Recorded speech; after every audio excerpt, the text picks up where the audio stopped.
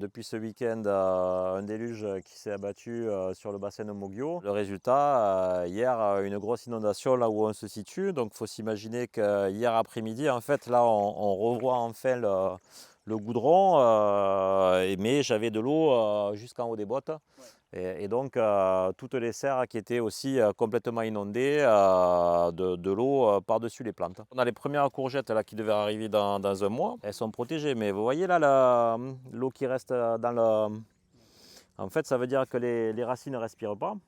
Donc, c'est une plante qui est en train de s'asphyxier, clairement. C'est comme si je vous avais pincé le bout du nez.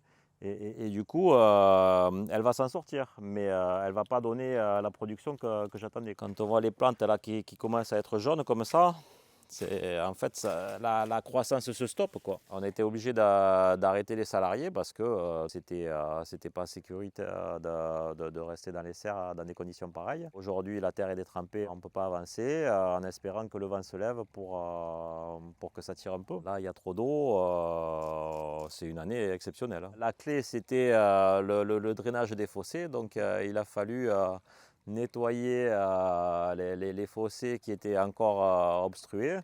Et ça a permis d'évacuer un gros volume d'eau en fait, qui restait stagnant parce que le fossé ne faisait plus son travail, quoi. Beaucoup de collègues qui ont dit qu'ils arrêtaient, hein.